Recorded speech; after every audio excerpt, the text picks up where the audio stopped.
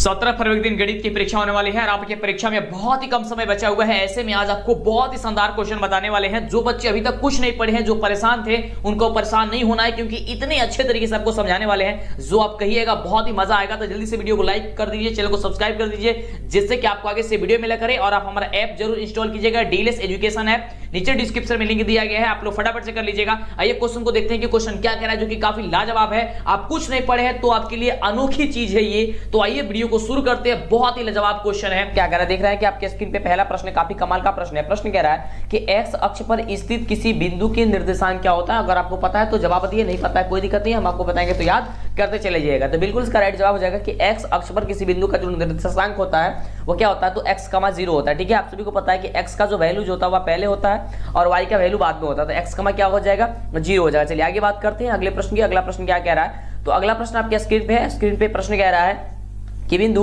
-1,0 किस अक्ष पर स्थित है। यह अक्ष बताना है कि -1,0 है वह किस अक्ष पे स्थित है। तो यह एक्स अक्ष पे स्थित है, क्योंकि जो है आपको हमने पहले ही बताया कि एक्स का वैल्यू पहले रहता है। तो वैल्यू आपको पहले दे दिया गया है 1, यानी कि यह एक्स का वैल्यू आपको दे दिया गया, वाई क्या हो गया यहाँ पे 0 हो गया है। यानी कि एक्स अक्ष की बात की जा रही है कि -1,0 जो है वह कहाँ पे है, तो वह एक्स अक्ष पे है। चलिए आगे बात करते हैं अगले प्रश्न की। अगला प्रश्न हम सभी का क्या कह रहा है, तो देखिए अगला प्रश्न हम सभी का काफी बढ़िया प्रश्न। देखिए आपके पास समय काफी कम है, इसलिए हम लोग जल्दी जल्दी करेंगे। ठीक है, जो डाउट्स होगा नीचे कमेंट करके जरूर पूछ लीजिएगा। ठीक है, चलिए अगला प्रश्न है। और चैनल को सब्सक्राइब फटाफट से कर लीजिए, तो चैनल को सब्सक्राइब नहीं तो आपको आगे से वीडियो नहीं मिलेगी। और लाइक करके वीडियो दोस्तों में भी शेयर कर दीजिए। प्रश्न कह रहा है अगला कि यदि m एक धनात्मक पूर्णांक है तो धनात्मक विषम पूर्णांकों का जो रूप होता है वह क्या होता है। यहाँ पे 4 ऑप्शन दिया गया है, तो इसका बिल्कुल राइट जवाब हो जाएगा ऑप्शन नंबर सी कि 4m+ जो होता है वह 1 के रूप के होता है। ठीक है, क्या होता है 4m+1 के रूप में क्या चाहिए, विषम पूर्णांक पूछ रहा है। ठीक है, जैसे मान लीजिए 4 हम m के जगह है कोई 1 मान लेते हैं। ठीक है, 1 आप +1 करते हैं तो 4 में 1 से गुणा करेंगे कितना हो जाएगा जी,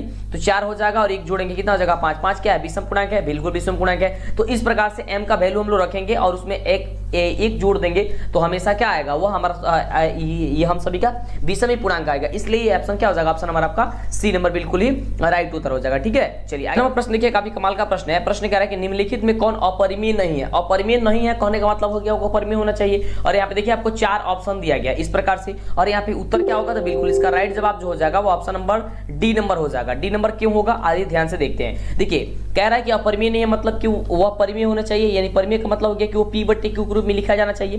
तो P/Q के रूप में हमने आपको बताया कि ऑप्शन नंबर डी ही होगा। क्यों होगा, ध्यान से देखिए, क्योंकि जो आपका 3 है, 3 और रूट है इसमें 75 है। ठीक है, उसके बाद से इसमें रूट का 48 है। ठीक है, अब देखिए अगर हम लोग ये रूट से बाहर अगर करते हैं इसको, तो देखिए हम जो है 3 तो 3 रहने देते हैं, पहले आपको रूट में ही इसको गुणखंड कर देते हैं। गुणखंड करिएगा तो 5 × 5 × 3 लिख सकते हैं आप, रूट 75 को लिख सकते हैं ना, 50 25 25 ये 75। ठीक है, उसी प्रकार से अगर 48 को लिखना चाहें तो 4 × 4 × क्या लिख सकते हैं, 3 लिख सकते हैं। तो 4 चौका 16, 16 तिहाई 48। ठीक है, अब चलिए इसे हम लोग क्या करते हैं, अब बाहर करते हैं। तो 3 और ये जो होता है वह 2 में से एक बाहर चला जाता है, यानी कि 5 बाहर हो जाएगा, रूट का 3 बच ही जाएगा। ठीक है, नीचे क्या हो जाएगा, 4 बाहर चला जाएगा, रूट का 3 हो जाएगा। देखिए रूट 3 से रूट 3 कट गया, 5 3 15 15 और नीचे हो गया 4। तो आप ये देख सकते हैं कि ये P/Q के रूप में आ गया। इस प्रकार से क्या होगा, ऑप्शन नंबर आपका डी नंबर बिल्कुल राइट उत्तर हो गया। ठीक है, चलिए आगे बात करते हैं। अगला नंबर देखिए, प्रश्न से कह रहा है कि बिंदु -3,5 किस पाद में है। ठीक है, किस पद यहाँ लिखा गया है, पाद आपका होना चाहिए, यहाँ पे कोई दिक्कत नहीं है, पद भी है तो आप समझ लीजिए। देखिए कह रहा है -3,5, तो देखिए यहाँ पे अंक से कोई मतलब नहीं रहता है। अगर दोनों संख्या प्लस रहती, दोनों संख्या प्लस प्लस में, ठीक है, देखिए प्लस और माइनस यहाँ पे बात होती है, तो दोनों संख्या अगर प्लस रहती तो वो प्रथम पाद में हो जाता है। लेकिन अगर वह पहला संख्या माइनस और दूसरा का संख्या प्लस में होती है तो द्वितीय होती है।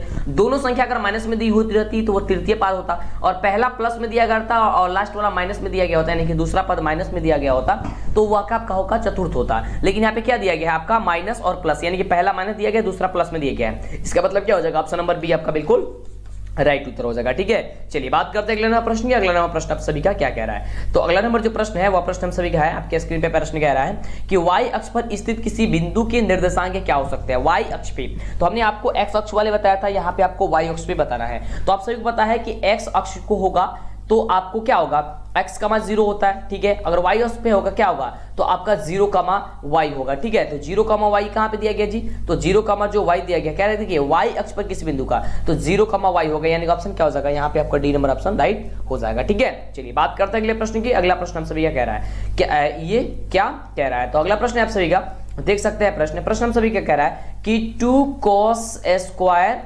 60 डिग्री, ठीक है, का वैल्यू कितना होगा, यानी कि मान कितना होगा। तो देखिए आप सभी को पता है कि cos 60 डिग्री का जो वैल्यूज होता है वो 1/2 होता है, लेकिन कह रहा है कि इसका स्क्वायर, तो कर देते हैं इसका स्क्वायर, कह रहा है कि 2 से गुणा, इसमें 2 से गुणा, तो हमने कर देता है यहाँ पे 2 से गुणा। अब देखिए यहाँ ध्यान दीजिएगा 2 तो 2 हो गया, अब 1/2 के है स्क्वायर करेंगे तो 1 का स्क्वायर 1 होगा, 2 का स्क्वायर 4 हो जाएगा। अब देखिए 2 दूनी 4, यानी कि कितना हो गया 1/2 हो गया, तो 1/2 क्या हो जाएगा, आपका आंसर हो जाएगा, ऑप्शन नंबर क्या हो जाएगा, डी नंबर हो जाएगा। इस प्रकार से आपका मैथ का क्वेश्चन काफी मतलब जल्दी जल्दी बनता है और काफी आसान होता है, ठीक है, बस आपके सोचने पर डिपेंड करता है कि इस तरीके से आप सोच रहे हैं। और मैथ का क्वेश्चन जो भी आपको हम बताते हैं उसे आप घर पे बैठ करके कॉपी लेकर के प्रैक्टिस कीजिए, ठीक है, और यही सभी क्वेश्चन आपके एग्जाम में आएगा। अगला प्रश्न देखिए कह रहा है कि tan जो है वो -θ का मान जो होता है क्या होता है, तो देखिए ये होता है -tan θ हो जाएगा, क्या हो जाएगा -tan θ, यहाँ पे दिया गया ऑप्शन नंबर सी, ठीक है, क्या हो जाएगा ऑप्शन नंबर सी आपका बिल्कुल राइट उत्तर हो जाएगा, ठीक है। चलिए जो भी बच्चे अभी तक वीडियो को लाइक नहीं किया फटाफट से लाइक कर दीजिए, चैनल पे पहले बार सब्सक्राइब कीजिए जिससे कि आपको आगे से वीडियो मिले, फटाफट कर लेंगे। चलिए अगला प्रश्न है कि 1,1 जो है वह का मसा क्या होगा, यानी कि एचसीएफ जो होगा वह क्या होगा, क्या क्वेश्चन है कि 1,1, ठीक है। तो देखिए हम लोग एचसीएफ काफी अलग अलग तरीके से भी निकालते हैं, जिस तरीके से आप निकालना चाहे, जैसे मान लीजिए गुणखंड से निकाले तो ए हो गया और 1 हो गया, ए का गुणखंड कीजिएगा तो 1, ए होगा और 1 का कीजिएगा तो 1 ही होगा। हमने आपको बताया था ये आप जानते भी कि जो मिलता है वही आपका मसा होता है, तो एक मैच कर रहा है यानी कि एक क्या हो जाएगा आपका मसा हो जाएगा, ऑप्शन क्या हो जाएगा सी नंबर हो जाएगा, ठीक है। चलिए आगे बात करते हैं अगले प्रश्न की। अगला प्रश्न हमसे क्या कह रहा है कि बहुपद 5y² माइनस का 14y प्लस का 8 के शून्यकों का योग क्या होगा। देखिए यहाँ पे शून्यकों का योग कर रहा है, शून्यकों का योग करने का मतलब हो गया कि अल्फा प्लस बीटा पूछ रहा है, तो अल्फा प्लस जब बीटा पूछ रहा है तो अल्फा प्लस बीटा का एक ये होता है, आपका सूत्र होता है कि -b/a, ठीक है। अब देखिए -b तो माइनस हो गया b का वैल्यू क्या है यहाँ पे माइनस का 14 है, तो हमने रख दिया यहाँ पे माइनस का 14/a, a का वैल्यू क्या निकलेगा यहाँ पे 5, हमने रख दिया यहाँ पे 5। अब देखिए माइनस माइनस क्या हो जाएगा प्लस हो जाएगा, प्लस हो गया प्लस 14 क्या हो जाएगा 5 हो जाएगा, तो 14/5 क्या हो जाएगा, ऑप्शन नंबर सी दिया गया, ऑप्शन नंबर सी क्या हो जाएगा राइट उत्तर हो जाएगा। समझ में आ रहा है ना, बिल्कुल। चलिए आगे बात करते हैं। अगला नंबर प्रश्न देखिए काफी बढ़िया प्रश्न है, प्रश्न कह रहा है कि निम्नलिखित में से किस द्विघात बहुपद के शून्यकों का योग -4 और गुणनफल -5 है। कहने का मतलब यह है कि ये पूछ रहे कि द्विघात बहुपद क्या होगा यदि शून्यकों का योग जो दिया गया यानी कि अल्फा प्लस बीटा का वैल्यू अगर -4 दिया गया हो और अल्फा इंटू बीटा का वैल्यू अगर का -5 दिया गया हो तो द्विघात बहुपद बता दीजिए।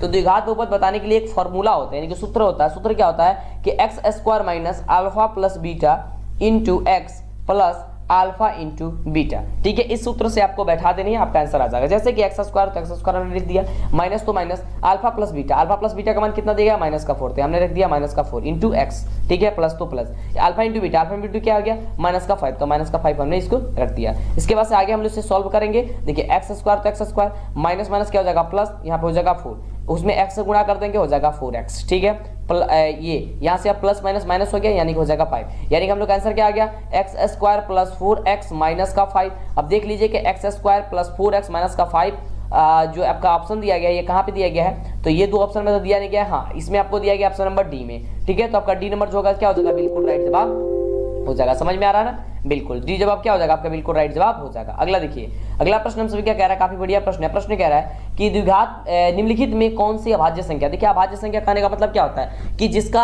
2 से ज्यादा कोई गुणखंड ना निकले, यानी कि 2 से ज्यादा किसी संख्या से वो विभाजित ना हो।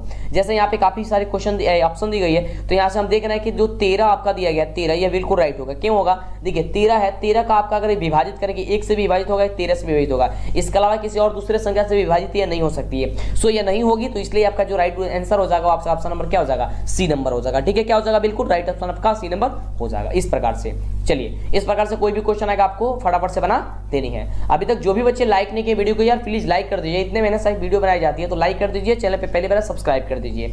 अगला प्रश्न कह रहा है कि यदि ए और बी अभाज्य संख्या हो तो लसा ए बी का क्या होगा। देखिए कह रहे हैं कि ए और बी जो है आपका एक अभाज्य संख्या, ठीक है, इसका लसा क्या होगा, तो अभाज्य संख्या इसका मतलब हो गया अभाज्य संख्या होगी तो आपको गुणा कर देना है कि ए इंटू बी होगी या फिर ए बी होगी। कहाँ पे दिया गया ऑप्शन नंबर सी दिया गया, ए बी कहिए तो या ए इंटू बी कहिए तो बात तो एक ही है, यानी कि ऑप्शन नंबर क्या हो जाएगा आपका सी नंबर बिल्कुल ही राइट जवाब हो जाएगा। अगला देखिए अगला प्रश्न आपके स्क्रीन पे प्रश्न क्या है आराम से भी क्या है कि किसी समकोण त्रिभुज में यदि एक भुजा का वर्ग अन्य दो भुजाओं के वर्गों के योग के बराबर हो तो पहली भुजा के सामने का कोण जो होता है वह समकोण होता है। यह परिमेय जो है किसका है, क्या चीज है। देखिए ये आपका त्रिभुज हो गया, ये कह रहा है कि एक भुजा का वर्ग यानी कि मान लीजिए यहाँ पे ए बी हो गया, यहाँ पे सी हो गया। कह रहा है कि ए डी का स्क्वायर अगर बी सी स्क्वायर बराबर ए सी स्क्वायर अगर होता है, यानी कि ये लंब और ये आधार के जो स्क्वायर करके अगर जोड़ते हैं तो कर्ण के स्क्वायर के बराबर होता है। ठीक है, आपका हमारा कर्ण होता है, कर्ण के स्क्वायर के बराबर होता है, तो ये और होता है तो इसके सामने का जो कोण होता है क्या होता है, समकोण होता है, यानी कि 90 डिग्री होता है। तो ये आपका कौन सा परिमेय है, तो यह पाइथागोरस का विलोम है। क्या हो जाएगा, पाइथागोरस का विलोम है, यानी कि ऑप्शन नंबर क्या हो जाएगा आपका डी नंबर बिल्कुल राइट जवाब हो जाएगा। अगला नंबर प्रश्न देखिए, प्रश्न कह रहा है कि बिंदु 4,6 और -4 -6 जो है वह स्थित कहां पे है। तो देखिए ये कार्य जो आपका तल होती है, ये आपका जो स्थित है, यहाँ पे आपको पता है कि यहाँ पे y होती है, यहाँ पे आपको माइनस का y होती है, यहाँ पे x होती है और यहाँ पे माइनस का x होती है। तो कह रहा है कि -4 और -6, तो देखिए ये y x के दोनों ओर स्थित है, यानी कि इसका जो राइट आंसर हो जाएगा यहाँ पे ऑप्शन कहाँ पे दिएगा, ऑप्शन नंबर डी में दिया गया है कि y x की क्या है, दोनों ओर दिया गया है। ठीक है, चलिए आगे बात करते हैं। अगला प्रश्न जो है हम सभी का क्या कह रहा है, तो ध्यान दीजिएगा, प्रश्न हम सभी के कह रहा है कि संख्या 2,13 ठीक है 2.13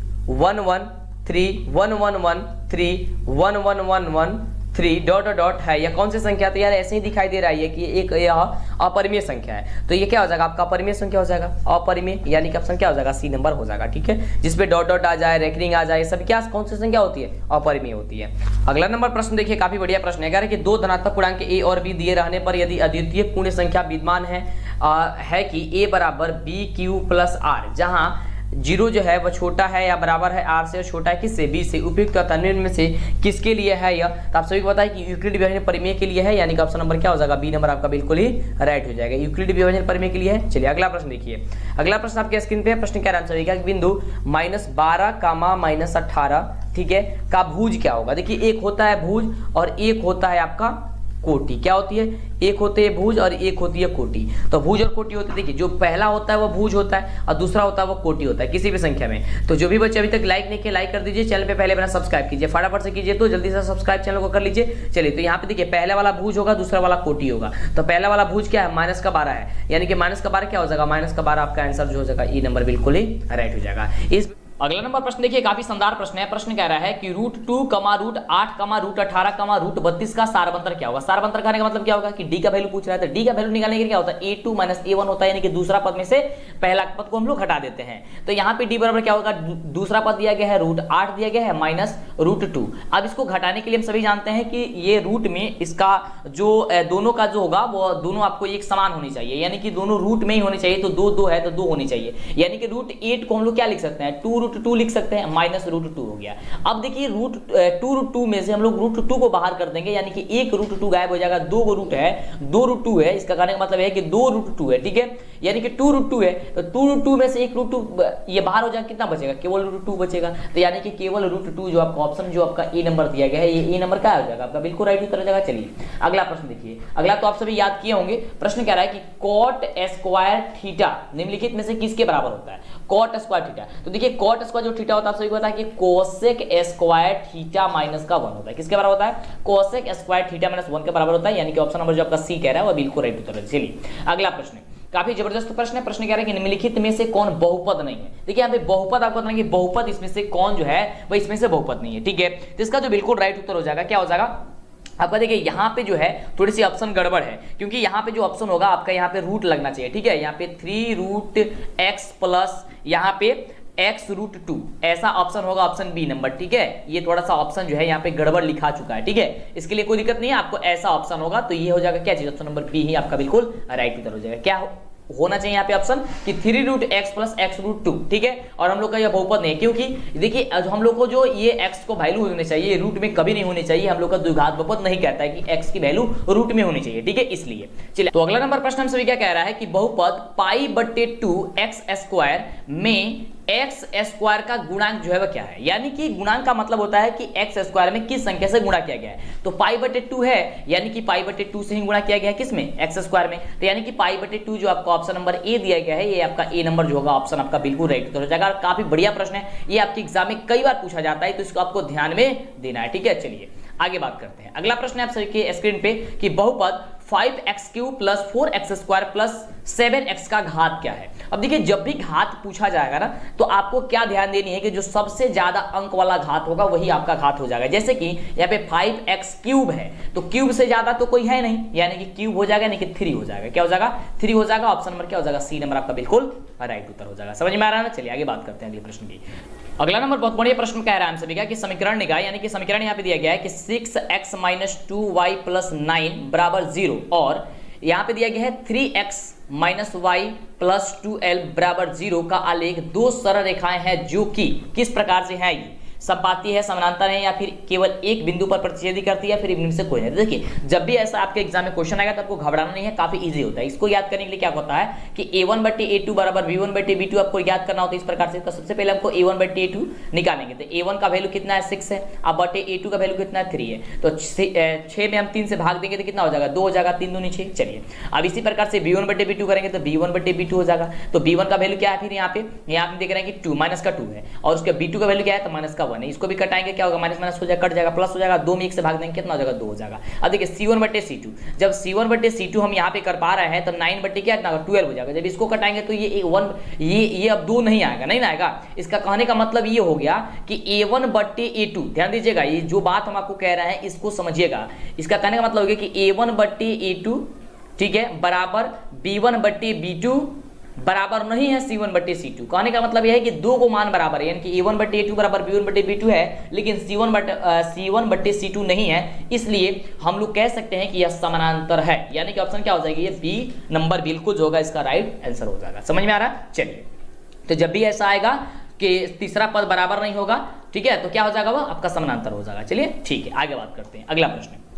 अगला प्रश्न बहुत बढ़िया प्रश्न है। प्रश्न कह रहा है कि यदि रैखिक समीकरणों का युग्म संगत है तब उनके द्वारा निरूपित रेखाएं जो होंगी वो किस प्रकार से होंगी, ये आपको बताना। देखिए एक बात याद करके रखिएगा कि जब भी कहे कि यदि रैखिक समीकरणों का युग्म जो है संगत है, किस प्रकार से है, युग्म जो है संगत है, तो संगत जब भी होता है उनके द्वारा जो निरूपित जो रेखाएं होंगी वह प्रतिच्छेदी या फिर संपाती होती है, या तो प्रतिच्छेदी होती है या फिर संपाती, यानी कि ऑप्शन क्या हो जाएगा इसमें जो डी नंबर दिया गया है, ये डी नंबर आपका जो हो जाएगा वह बिल्कुल राइट उत्तर हो जाएगा। समझ में आ रहा है ना? चलिए आगे बात करते हैं अगले प्रश्न की। अगला देखिए बहुत बढ़िया प्रश्न है, बहुत ही शानदार प्रश्न है। प्रश्न कह रहा है कि 1 + tan² जो थीटा होता है वह किसके बराबर होता है। ये भी आप लोग याद किए होंगे कि 1 + tan² थीटा जो होता है किसके बराबर होता है, तो sec² थीटा के बराबर होता है। किसके बराबर होता है, sec² थीटा, यानी कि ऑप्शन क्या दिया, ऑप्शन नंबर ई में ही दिया गया sec² थीटा। तो ऑप्शन आपका ए नंबर जो दिया गया है आपका बिल्कुल क्या हो जाएगा, राइट उत्तर हो जाएगा। ठीक है चलिए आगे बात करते हैं अगले प्रश्न की। चलिए तो अगला प्रश्न बहुत ही शानदार प्रश्न है, जब भी ऐसा क्वेश्चन आएगा तो ध्यान दीजिएगा, बहुत ही इजी है। कह रहा है कि sin 72 डिग्री का वैल्यू कितना होगा, sin 72 यानी कि sin 72 डिग्री का जो मान होगा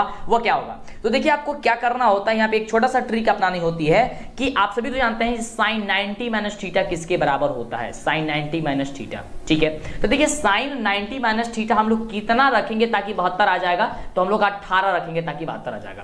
90 में से 18 घटाएंगे तो 72 आ जाएगा ना। इसका मतलब हो गया कि हमने साइन, यहाँ पे ध्यान दीजिएगा, इसका मतलब कि साइन 72 डिग्री के बदले हम लोग ये लिख सकते हैं कि नहीं लिख सकते हैं, साइन 72 डिग्री के बदले लिख सकते हैं कि साइन 90 - 18, यानी कि 90 में से 18 घट जाएगा तो 72 आ जाएगा।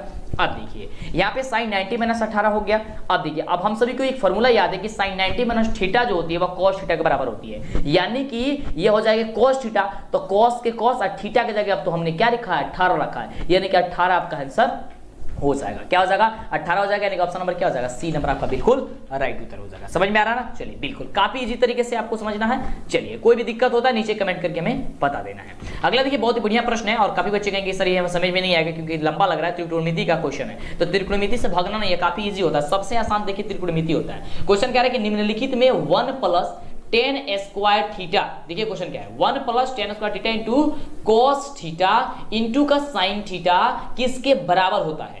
ठीक है क्वेश्चन क्या कह रहा है, 1 + tan² theta into cos theta, ठीक है, इंटू साइन थीटा किसके बराबर होता है, तो आपको ये बताना था। ध्यान दीजिएगा आप सभी को हमने बताया कि 1 + tan² थीटा किसके बराबर होता है, sec² थीटा के बराबर होता है, ये होता है हमने आपको अभी बताया। चलिए अब उसके बाद से cos थीटा हमने लिख दिया, sin थीटा हमने लिख दिया। अब देखिए एक चीज आपने फिर जानते हैं कि sin sec² थीटा जो होता है 1/cosec² थीटा के बराबर होता है। ठीक है अब इंटू cosec² इसको हमने बता लिया और इन दोनों को हम सेम उसी प्रकार से रख देंगे, यानी कि cos थीटा और इसका sin थीटा। दोनों का हमने रख दिया। चलिए अब ध्यान देंगे 1 जब cos स्क्वायर थीटा है तो एक cos से एक cos गायब हो जाएगा, यानी कि बच क्या जाएगा, केवल 1 की cos थीटा बच जाएगा, इंटू का sin थीटा बच जाएगा। ठीक है, इतना बच गया। अब देखिए अब यहाँ पे हम लोग क्या करेंगे, गुणा करेंगे, तो 1 में sin थीटा से गुणा करेंगे तो हो जाएगा sin थीटा बटे की cos थीटा।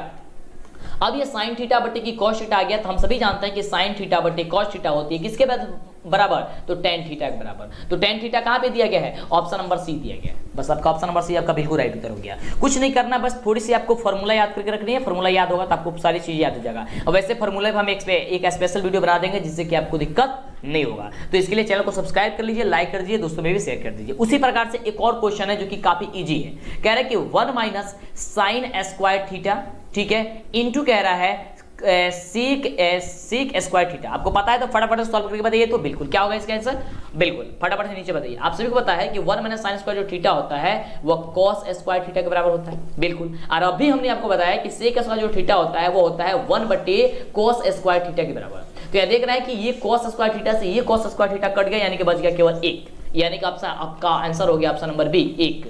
ठीक है, 1 हो गया आपका आंसर, बिल्कुल इसी तरीके से। नहीं तो आपका बहुत सारी इसमें तरीका होता है, इसमें हो सकता है आप तो यहाँ पे इसको रख करके आप एलसीएम निकाल करके बना सकते हैं, जो आपका तरीका आसान लगे उस तरीके से बना सकते हैं। चलिए अगला नंबर प्रश्न देखिए, बहुत बढ़िया प्रश्न है। प्रश्न करें कि भूमि से 100 मीटर की ऊंचाई तथा 60 डिग्री के उन्नयन कोण पर उड़ती पतंग की डोरी की लंबाई क्या होगी। देखिए बहुत बढ़िया प्रश्न है। यहाँ पे हम क्या करते हैं कि एक त्रिभुज यहाँ पे बना लेते हैं, मतलब त्रिभुज के तरीके से ये इस प्रकार से है। ये कह रहा है 100 मीटर ऊंचाई पे है और कह रहा है कि ये आपकी जो पतंग की डोरी है जो कि 60 डिग्री के कोण पे ये क्या करती है, उन्नयन कोण पे ये है, यानी कि 60 डिग्री यहाँ पे कर लेते हैं। इसको मान लेते हैं ए, इसको मान लेते हैं बी, इसको मान लेते हैं सी। तो कह रहा है कि इसकी डोरी की लंबाई आप बता दीजिए। तो डोरी की लंबाई क्या करते हैं, हम यहाँ पे एक्स वैल्यू मान लेते हैं। ठीक है, मान लेते हैं कि एक्स है।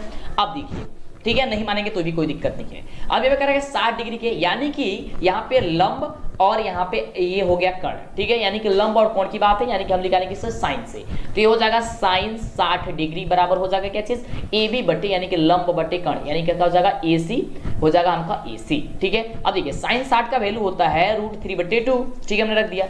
ए बी के बदले यहाँ पे 100 दिया गया है और हमने ए सी के बदले यहाँ पे एक्स वैल्यू मान लिया है। ठीक है, चलिए x मान लिया, या फिर हम AC ही लिख देते हैं। चलिए इसको AC ही लिख देते हैं। ठीक है, अब क्या हो जाएगा, इसको 3 गुणा करेंगे तो √3 में AC से करेंगे तो √3 AC हो जाएगा, बराबर 2 में 100 से करेंगे हो जाएगा 200। ठीक है, अब देखिए अभी AC बराबर क्या हो जाएगा, यहाँ हो जाएगा 200 बटे √3।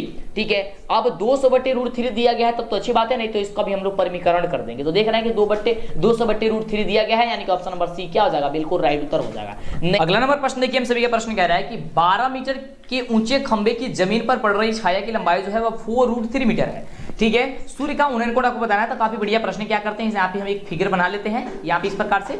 ठीक है, यहाँ पे हम देख पा रहे हैं, ध्यान से समझने का प्रयास कीजिएगा। ये मान लेते हैं ए, ये मान लेते हैं बी, ये मान लेते हैं आपका सी। कह रहा है कि 12 मीटर ऊंचे, यानी कि ये उसकी ऊंचाई दे देगी कितना, 12 मीटर। कह रहा है कि इसकी जो छाया है वो 4√3 मीटर है, तो यहाँ पे कर लेते हैं 4√3 मीटर। ठीक है, चलिए अब यहाँ पे पूछ रहा है कि हमने उन्नयन कोण यानी कि थीटा का वैल्यू क्या होगा। तो आप ध्यान दीजिएगा, ये कह रहा है कि AB बटे आपको BC, यानी कि आपका ये लंबटी आधार कह रहा है, यानी कि 10 में जा रहा है। तो 10 में जा रहा है, तो 10 में हम लोग यही ना जानते हैं AB बटे क्या चीज जानते हैं हम लोग जानते हैं BC। चलिए तो AB बटे BC, तो AB का वैल्यू 12 है और नीचे है 4 कितना है 3 है। ओके, अब देखिए यहाँ पे घटाएंगे हम 4 कितना हो जाएगा 12। ठीक है, अभी हम सभी क्या गया 4 इनके ऊपर 3 बटे √3 हो गया। अब 3 बटे √3 हो गया तो इसको जब कटाएंगे √3 से यहाँ पे इसको, तो बच जाएगा क्या चीज, ये हो जाएगा केवल हम सबका √3, यानी कि 10 यहाँ पे देख रहे हैं tan थीटा बराबर हो जाएगा √3। तो जब ये √3 हो गया तो tan थीटा में किसका वैल्यू जो होता है √3 होता है। तो आप सभी जानते हैं कि tan 60 डिग्री का जो वैल्यू होता है वो √3 होता है, यानी कि √60 ये यानी कि tan 60 यानी कि 60 डिग्री जो आपका हो जाएगा आपका आंसर, ये आपका बिल्कुल क्या हो जाएगा, करेक्ट हो जाएगा, ऑप्शन नंबर ए हो जाएगा। समझ में आ रहा है ना, क्या हो जाएगा, ऑप्शन नंबर ए जो होगा वो बिल्कुल राइट उत्तर हो जाएगा। समझ में आ रहा है। चलिए आगे बात करते हैं अगले नंबर प्रश्न की। काफी बढ़िया प्रश्न था और ये रहा आपका धमाल मचाने वाला प्रश्न, काफी शानदार प्रश्न। प्रश्न कह रहा है कि 2 चर x और y में रैखिक समीकरण जो है वह ax + by + c = 0 के वास्तविक संख्याओं के समुच्चय में कितने हल होंगे। ये बढ़िया प्रश्न है। कह रहे कि x, y, ठीक है, कह रहे मैं रैखिक समीकरण जो है वह ax + by + c = 0 के वास्तविक संख्याओं के समुच्चय के कितने हल होते हैं, आपको ये बताना है। तो आप सभी को पता होनी चाहिए कि यहाँ पे इसका बिल्कुल राइट ऑप्शन हो जाएगा ये ऑप्शन नंबर डी, क्योंकि इनमें से यहाँ पे कोई नहीं होगा यार। ठीक है, क्या हो जाएगा ऑप्शन नंबर इसका पे डी हो जाएगा। ना ही 1 होता है, ना 2 होता है, ना 3 होता है, यानी कि इसमें से कितना होता है आपको यहाँ पे बिल्कुल राइट आंसर हो जाएगा ऑप्शन नंबर डी, इनमें से कोई नहीं होगा। आगे बात करते हैं, अगला प्रश्न हमसे क्या कह रहा है यहाँ पे कि रैखिक समीकरण में चर के घात की संख्या कितनी होती है। तो रैखिक समीकरण क्या होता है, ax प्लस बी के रूप की होती है, ax प्लस बी के रूप की होती है। यहाँ पे चर के घात की संख्या कितनी है, 1 है, यानी कि ऑप्शन क्या हो जाएगा आपका ऑप्शन नंबर जो ए नंबर दिया गया है, आपका ए नंबर आपका बिल्कुल राइट हो जाएगा। 35 का कितना हो जाएगा आपका ए नंबर हो जाएगा कि 1 होती है। ठीक है, द्विघात के लिए बात करता तो कितना हो जाता है, 2 हो जाता। चलिए इसी प्रकार से एक और क्वेश्चन है, सोचने समझने वाला क्वेश्चन है, कह रहा है कि एक नोटबुक की कीमत जो है वह एक कलम की कीमत से 2 गुनी है। इस कथन की निरूपित वाला जो समीकरण है वो आपको उस समीकरण को बता देना है। देखिए क्या कह रहा है क्वेश्चन कि एक नोटबुक की कीमत एक कलम की कीमत की 2 गुनी है, यानी कि कलम की कीमत मान लिया हमने x, कह रहा है इसकी 2 गुनी है नोटबुक की कीमत, यानी कि हो जाएगा -2 और इसको मान लेते हैं हम, उसका कीमत होगा y यानी कि 0, यानी कि x - 2y बराबर 0 के वह बराबर है। क्या हो जाएगा ऑप्शन नंबर आपका क्या हो जाएगा आपका ए नंबर आपका राइट उत्तर हो जाएगा। चलिए इसी प्रकार से अगले प्रश्न की ओर बढ़ते हैं। अगला प्रश्न कह रहा है हम सभी का कि किसी मीनार की ऊंचाई 10 मीटर है, जब सूर्य का उन्नयन कोण 45 डिग्री हो तो मीनार की छाया की लंबाई जमीन पर क्या होगी, आपको ये बताना है। तो यहाँ पे भी हम एक चित्र बना लेते हैं। यहाँ पे कह रहा है ये आपका एक चित्र हो गया, फिगर हो गया, ठीक है, ये मान लेते हैं ए, इसको मान लेते हैं बी और इसको मान लेते हैं हम सी। ठीक है, कह रहा है कि जब यहाँ पे मीनार की ऊंचाई 10 मीटर दे दिया गया है, ठीक है, और इसकी जो कोण है उन्नयन कोण 45 डिग्री दे दिया गया है। ठीक है, कितना दे दिया गया है, 45 डिग्री दे दिया गया है। अब पूछ रहा है कि इसकी छाया की लंबाई, यानी कि ये आपका बीसी पूछ रहा है, यानी कि लंब बटे आधार पूछ रहा है। ठीक है, यही ना पूछ रहा है, लंब बटे आधार कह रहा है, तो लंब बटे आधार किस में 10 में होता है, यानी कि 10 45 डिग्री बराबर हो जाएगी हम सभी ये क्या चीज, ए बी बटे हो जाएगी बी सी। अब देखिए 10 45 का वैल्यू कितने होती है, 1 होती है, आप सभी सबको पता है। चलिए, और ए बी का वैल्यू कितना है, 10 दिया गया, बटे आपको बीसी निकालना है तो बीसी हो गया। अब देखिए यहाँ पे तिरिय गुणा करेंगे, ऐसा कुछ नहीं है तो 1 लगा देंगे, अब बीसी में उनसे गुणा करेंगे हो जाएगा बीसी, और बराबर क्या हो जाएगा 10, यानी कि इसका भी 10 मीटर ही आएगा आंसर। यानी कि ऑप्शन आपका जो क्या कहाँ पे दिया गया है, आपका जो ऑप्शन नंबर यहाँ पे देख लेते हैं कहाँ पे देगा, ऑप्शन नंबर शायद डी में दिया गया होगा। हाँ, डी में दिया गया है, ऑप्शन आपका क्या है डी नंबर में 10 मीटर ही होगा। ठीक है, क्या होगा 10 मीटर ही होगा, यानी ऑप्शन नंबर क्या हो जाएगा डी नंबर हो जाएगा। चलिए अगले क्वेश्चन की ओर। अगला क्वेश्चन हम सभी क्या कह रहा है कि यहाँ पे ध्यान दीजिएगा कि यदि एक ऊर्ध्वाधर खंबे की ऊंचाई तथा उसकी भूमि पर छाया की लंबाई समान है तो सूर्य का उन्नयन कोण क्या। अब ध्यान दीजिएगा, यहाँ पे एक हम चित्र बना लेते हैं। यहाँ पे क्या कह रहा है कि ये ए बी हो गया, ये ए बी सी हो गया। ठीक है, ये कह रहा है कि यदि एक ऊर्ध्वाधर खंबे की जो ऊंचाई है, यानी कि ये एक्स मान लेते हैं, उसकी भूमि की छाया की लंबाई समान है, ये भी यानी कि एक्स है, यानी कि ये दोनों समान है, तब जो होगा वह सूर्य का उन्नयन कोण जो होगा वह कितना डिग्री होगा।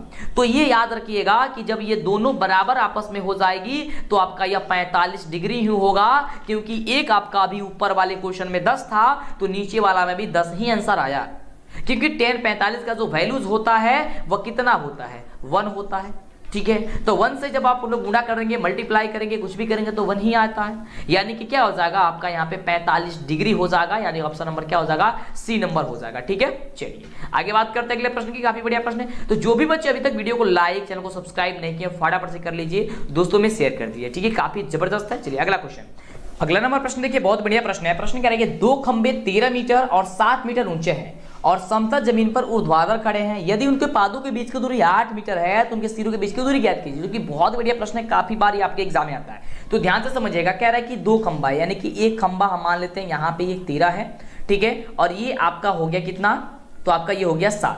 ठीक है, अब यहाँ पे ये कह रहा है समतल यानी कि जमीन पे है, और ये कह रहा है इसके सिरों के बीच की दूरी बताना, यानी कि ये इसकी दूरी बीच की दूरी आपको पूछ रहा है, यानी कि पूछ रहा है ये मान लेते हैं ए, ये आपका हो गया बी सी डी और ये आपका ई। ठीक है, आप कोई भी मान सकते हैं।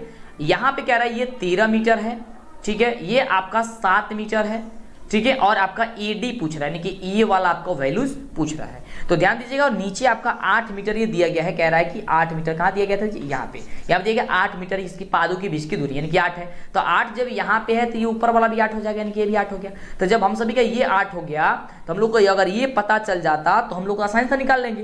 तो ध्यान दीजिएगा, इसके यहाँ से लेकर के यहाँ के बीच की दूरी 7 है, और यहाँ से लेकर के यहाँ के बीच की दूरी कितना है कितना हो जाएगा 7 ही हो जाएगा, क्योंकि ये आपको अब तो बराबर हो जाएगा ना, तो कितना हो जाएगा ये आपका 7 हो जाएगा, यानी कि 7 हो गया ये। तो ये 13 में से 7 को घटा देंगे तो हम लोग को ये ऊपर वाला का मान पता चल जाएगा, यानी कि 13 में 7 करने कितना होगा 6 हो जाएगा, कितना होगा 6। तो हम लोग को ए का वैल्यू पता चलेगा कितना 6, यानी कि 6 हो गया। अब हम लोग को बताना क्या चीज, हमको बताना है AD। तो जब हम लोग को त्रिभुज में ये दो को पता चल गया, यानी कि आधार और लंब पता चल गया था, कर्ण निकालना है, तो आधार लंब पता चले, कर्ण निकालने के लिए दोनों का स्क्वायर कर देंगे वर्ग करके, ठीक है, जोड़ देंगे, ठीक है, यानी कि 6 का स्क्वायर प्लस क्या करेंगे 8 का स्क्वायर, ठीक है। तो 36 ये कितना जगह रूट में लगा देंगे इसको, 6 का 36 यानी कितना हो जाएगा 36 प्लस 8 28 64, ये हो जाएगा 64, ठीक है, ये आपका 64 है। जोड़ेंगे तो कितना हो जाएगा 100 हो जाएगा, ठीक है। रूट से बाहर करेंगे कितना हो जाएगा 10 हो जाएगा, तो आपका 10 मीटर क्या हो जाएगा आपका आंसर हो जाएगा। ऑप्शन नंबर क्या हो जाएगा आपका ए नंबर हो जाएगा, बिल्कुल राइट जवाब हो जाएगा। क्या हो जाएगा आपका ऑप्शन नंबर ए नंबर बिल्कुल ही जवाब हो जाएगा, ठीक है। चलिए आगे बात करते हैं। आपके परीक्षा को बेहतरीन बनाने के लिए प्रतिदिन टेस्ट शुरू हो चुका है। आपको टेलीग्राम पे जाकर के सर्च करना है DLS एजुकेशन। जैसे ही आप DLS एजुकेशन सर्च करेंगे आपके सामने DLS एजुकेशन ऑफिशियल और DLS एजुकेशन आएगा। DLS एजुकेशन ऑफिशियल पे टेस्ट हो रही है और DLS एजुकेशन पे आपको सारी ऑब्जेक्टिव सब्जेक्टिव मिलेगी, तो आपको DLS एजुकेशन ऑफिशियल पे ज्वाइन पे आकर के क्लिक करके आपको ज्वाइन हो जाना है। यह नया बना हुआ है और DLS एजुकेशन पे आपको सारा नोट्स मिल जाएगा और आप हमारा PDF ऑनलाइन टेस्ट अगर आपको नहीं मिल रही है तो आप जल्दी से गूगल पे सर्च कीजिए DLS एजुकेशन ऑफिशियल या फिर DLS एजुकेशन। वहां पे ऑब्जेक्टिव सब्जेक्टिव मॉडल पेपर सारी चीजें वहां पे मिल जाएगी और प्ले स्टोर से DLS एजुकेशन का ऑफिशियल ऐप डाउनलोड कर लीजिए। समय काफी कम है और 5:30 बजे टेलीग्राम पे प्रतिदिन टेस्ट चल रही है, तो जल्दी से टेस्ट दीजिए सभी सब्जेक्ट का एक साथ। अगला प्रश्न कह रहा है कि यदि जीवा AB वृत्त के केंद्र पर 60 डिग्री का कोण अंतरित करती है तो A और B बिंदु पर खींची गई स्पर्श रेखाओं के बीच का जो कोण होगा ना वह कितनी डिग्री होगा, ये आपको पूछ रहा है, ठीक है। बहुत ही शानदार क्वेश्चन है और इसका आपको जवाब याद रखना है कि वह लगभग 120 डिग्री हो जाएगी। क्या करिए, अगर वह 60 डिग्री करेगा तो उनके बीच तो A और B की खींची गई स्पर्श रेखाओं के बीच का जो कोण होगा ना वह दुगुना हो जाता है। कितना हो जाता है दुगुना, तो 60 का दुगुना कितना होगा 2 से गुणा कर देंगे कितना हो जाएगा 120 डिग्री हो जाएगा, ठीक है। लेकिन अगर कोण की ना बात करता, जैसे इनके A और B के बिंदु के बीच की दूरी स्पर्श कोण के बीच की दूरी ना पूछता तो यह आपको क्या हो जाता वह आधा हो जाता, यानी कि आप 60 का जो मतलब कि वर्गमूल कर देते हैं तो यानी कि कितना हो जाता अब ये मतलब आधा हो जाता है, ये आपका क्या हो जाता ये आधा होता है, लेकिन अब ये दुगुना होता है। लेकिन देखिए ध्यान दीजिएगा, यानी कि AB का अगर बीच की दूरी पूछेगा स्पर्श रेखा कोण के बीच की दूरी तब तो दुगुना कर दीजिएगा, लेकिन अगर केंद्र वृत्त के केंद्र की दूरी पूछेगा तब आधा कर दीजिएगा, ठीक है। तो 60 का दुगुना हो जाएगा 120, अगर 120 दिया गया रहता और पूछता केवल किसका केंद्र के बीच की दूरी तो आपका हो जाता 60, ठीक है, तब आधा हो जाता, लेकिन यहाँ पे 120 होगा। अगला देखिए, अगला प्रश्न हम सभी क्या कह रहा है, बहुत बढ़िया प्रश्न है। प्रश्न कह रहा है कि यदि किसी वृत्त के केंद्र से किसी जीवा पर डाला गया लंब जीवा को क्या कहलाता है, यानी कि क्या कहते हैं, उसको याद करके तो उसे कहते हैं मतलब क्या करता है, तो उसे समद्विभाजक करते हैं, यानी कि 2 बराबर हिस्सों में वह बांट देता है, ठीक है, समद्विभाजित करता है यानी कि 2 बराबर हिस्सों में बांट देता है। ऑप्शन नंबर क्या हो जाएगा आपका, ऑप्शन नंबर सी हो जाएगा। चलिए, जितने भी बच्चे अभी तक लाइक वीडियो को चैनल को सब्सक्राइब नहीं किया फटाफट से करो यार, जल्दी से करो, समय काफी कम है। अगला प्रश्न हम सभी का बहुत बढ़िया प्रश्न है। प्रश्न यहाँ पे कह रहा है 42 नंबर हम सभी का प्रश्न कि x - y/5 - 10 = 0 में b का वैल्यूज कितनी है, आपको ये बताना। काफी बढ़िया प्रश्न है। तो आप सभी जानते हैं कि ये a होता है, ये b होता है, ये c होता है, ये आपका 0 का 0 यहाँ ही, तो a यहाँ पे b क्या हो जाएगा, तो यहाँ पे -y/5 है, तो -y तो y आपका तो बाहर रहता है, यानी कि -1/5 हो जाएगा। क्या हो जाएगा -1/5, क्या ऑप्शन नंबर डी में दिया गया है। क्या हो जाएगा ऑप्शन नंबर डी आपका राइट आंसर हो जाएगा। समझ में आ रहा है। चलिए अगला प्रश्न आपके स्क्रीन पे कह रहा है कि x बराबर अगर 3y है तो c का वैल्यू ज्ञात कीजिए। तो x बराबर 3y, तो x इसको पक्षांतरित करेंगे हो जाएगा -3y बराबर हो जाएगा यहाँ पे 0। अब यहाँ पे c का वैल्यू क्या होगा, तो 0 ही होगा। क्यों होगा, क्योंकि यहाँ पे c कांस्टेंट है यानी कि 0 है, तभी तो ये आपका वैल्यूज आ गया है, केवल इतना ही या फिर इतना ही दिया गया है, तो यानी ऑप्शन क्या हो जाएगा आपका, ऑप्शन नंबर ए आ जाएगा। ठीक है, चलिए आगे बात करते हैं अगले प्रश्न की। अगला प्रश्न क्या कह रहा है, तो अगला प्रश्न हम सभी का है कि द्विघात समीकरण 4x² प्लस का 4x प्लस का 1 बराबर 0 की मूलों की प्रकृति होगी, वह क्या होगी। तो इसको ज्ञात करने के लिए आपको d का वैल्यूज निकालना होता है। तो d बराबर क्या होता है आपका b² माइनस का 4ac होता है। तो b² इनके 4, ये b का मान क्या है 4 है, तो 4 का स्क्वायर होगा 16 माइनस 4 गुणे a का वैल्यू कितना है 4 और गुणे c का वैल्यू कितना है तो 1 है, यानी कि 16 माइनस 4 चौका 16 कितना हो जाएगा, आप जो हो जाएगा 0, यानी कितना हो गया 0। तो फिर क्या होगा आपको बताइए, आप याद करके जरूर रखेंगे, वास्तविक और बराबर होता है। क्या होता है, वास्तविक और बराबर होता है, यानी ऑप्शन नंबर क्या हो जाता है इसका बी नंबर आंसर हो जाता है। चलिए अगला प्रश्न 45 नंबर प्रश्न। अगला प्रश्न कह रहा है कि समीकरण 7x² माइनस का 12x प्लस का 18 यानी कि 18 बराबर 0 के मूलों के योग एवं मूलों के गुणनफल का अनुपात क्या होगा। यानी कह रहा है कि अल्फा प्लस बीटा कमा अल्फा इंटू बीटा का वैल्यू जो होगा वह क्या होगा। तो ध्यान दीजिएगा, इसका अनुपात आपका पूछ रहा है। तो अल्फा प्लस बीटा बराबर होता है माइनस बी बटे, तो माइनस बी यानी कि -12 दिया गया, तो माइनस माइनस हो जाएगा प्लस, यानी कि 12/1 ऐसे में क्या हो जाएगा 12/7, क्या हो जाएगा 12/7 और कमा सी और अल्फा इंटू बीटा का वैल्यू होता है आपका जो फॉर्मूला होता है वो सी बटी, तो 18 कितना हो जाएगा यहाँ पे हो जाएगा आपका 7। ठीक है, अब देखिए अब इसका पूछा है कि अनुपात क्या होगा, यानी कि 12/7 कमा 18/7, तो आप निकाल दीजिए अनुपात, तो 12/7 भागे 18/7। ठीक है, अब देखिए ध्यान से, अब 12/7 अब गुणा करेंगे तो नीचे वाला ऊपर वाला नीचे चला गया, 7/18 हो जाएगा, 7 से 7 कट गया, या 12/18 हो गया। ठीक है, अब यहाँ पे करेंगे हम लोग तो क्या कर देंगे, यहाँ पे 6 से कटाते हैं, 2 का 6 और यहाँ पे हो जाएगा 9। ठीक है, फिर कटाते हैं, इससे हो जाएगा यहाँ पे 3 2 3 6 और यहाँ पे 3 3 9, यानी कि 2:3 आएगा। कितना होगा 2:3। तो ठीक है, 2:3 कहाँ पे दिया गया है, ऑप्शन नंबर डी में दिया गया है। कहाँ पे दिया गया, ऑप्शन नंबर डी में दिया गया है। तो आपका ऑप्शन नंबर जो डी दिया गया आपका बिल्कुल क्या हो जाएगा, राइट उत्तर हो जाएगा। समझ में आ रहा है ना। चलिए आगे बात कर देंगे प्रश्न की। अगला नंबर प्रश्न देखिए, बहुत बढ़िया प्रश्न है। प्रश्न कह रहा है कि यदि समीकरण 3x² - 10x + 3 = 0 का एक मूल जो है वो 1/3 है, तो दूसरा मूल ज्ञात कीजिए। यानी कि अल्फा बराबर का वैल्यू यहाँ पे दिया गया है 1/3, तो बीटा का वैल्यू यहाँ पे पूछ रहे हैं कि बीटा का वैल्यू क्या होगा।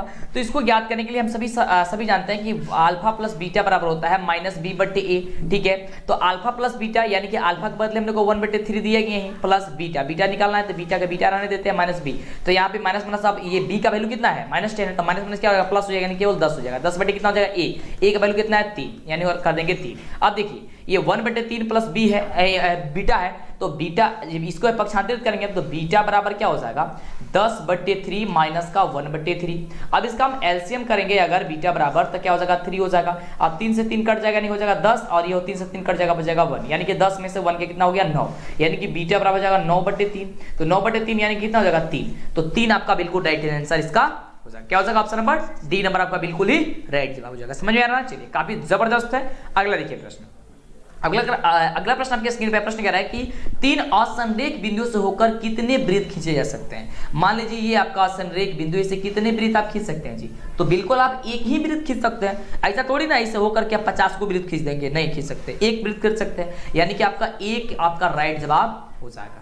ठीक है, चलिए आगे बात करते हैं अगले प्रश्न की। अगला प्रश्न है आपके स्क्रीन पे और प्रश्न कह रहा है कि त्रिभुज के शीर्षों से गुजरते हुए कितने वृत्त खींचे जा सकते हैं। त्रिभुज के शीर्ष से, तो बात तो वही हो गया कि असंरेख बिंदु से, या फिर वही ये त्रिभुज आप क्या हो गया इसके शीर्ष मिला करके अगर आप वृत्त अगर खींचे, मतलब ये सट नहीं रहा हमसे, ये सटा लीजिएगा। ठीक है, तो सटेगा तो आपका एक ही वृत्त खींचेगा, तीनों अगर रेखा ये आपका शीर्ष से होगा तो आपका क्या हो जाएगा, इसका भी आपका एक आपका डी नंबर आंसर हो जाएगा, ऑप्शन नंबर डी यानी कि 1। अगला देखिए प्रश्न, काफी बढ़िया प्रश्न है। प्रश्न कह रहा है कि 10 सेंटीमीटर त्रिज्या वाली वृत्त की एक जीवा वृत्त के केंद्र पर संपूर्ण बनाती है, तो उस जीवा की लंबाई क्या होगी। बहुत बढ़िया क्वेश्चन है। कह रहा है कि 10 सेंटीमीटर त्रिज्या वाली वृत्त की एक जीवा जो है वो वृत्त के केंद्र पर क्या बनाती है, संपूर्ण बनाती है, यानी कि वो 90 डिग्री वहां पे बनाती है। तो वृत्त की जीवा की लंबाई जो होगी वह कितनी हो जाएगी, तो उसकी जीवा की लंबाई हो जाएगी वह 10√2 हो जाएगी। कितना हो जाएगी 10√2 हो जाएगी। ऑप्शन क्या हो जाएगा आपका, ऑप्शन नंबर सी नंबर हो जाएगा। ठीक है, चलिए आगे बात करते हैं। ये डायरेक्ट बता दिए क्योंकि थोड़ी सी इसमें सॉल्व करने की जरूरत है, आपको आगे जब सब्जेक्टिव होगा तो बता देंगे इसको, इसलिए यहाँ पे सॉल्व नहीं कर रहा है। ठीक है, सब्जेक्टिव टाइप क्वेश्चन है। चलिए अगला नंबर प्रश्न देखिए, काफी बढ़िया प्रश्न है। प्रश्न कह रहा है द्विघात समीकरण ax² + bx + c = 0 है, तो इसमें x का मान क्या होगा। ये काफी आसानी है, फॉर्मूला ही होता है। तो आप सभी जानते हैं क्या चीज, आप जानते हैं x बराबर आप जानते हैं कि -b + -√b² - 4ac/2a। ठीक है, 2a। तो यहाँ पे ऑप्शन कहाँ पे देगा, ऑप्शन नंबर सी में दिया गया है कि -b + -√b² - 4ac/, यहाँ पे दिया गया है 2a। ठीक है, यानी कि ऑप्शन नंबर सी हो जाएगा। तो आज के इस वीडियो में बस इतना ही। इसके लिए वीडियो को लाइक, चैनल को सब्सक्राइब करिए, दोस्तों में शेयर कीजिए। आगे की इस तरह कमल वीडियो के साथ हम आपको मिलते रहेंगे। और इसके पहले जितने भी वीडियो देखे हैं सारे वीडियो देखिए, क्योंकि इसके बाहर आपके एग्जाम में क्वेश्चन नहीं पूछा जाएगा, ये बात आप ध्यान में रखिएगा और अच्छे से तैयारी कीजिए। कोई दिक्कत होता है नीचे कमेंट करके हमें बताते रहिए। जल्दी से चैनल को सब्सक्राइब कीजिए, लाइक कीजिए, शेयर कीजिए।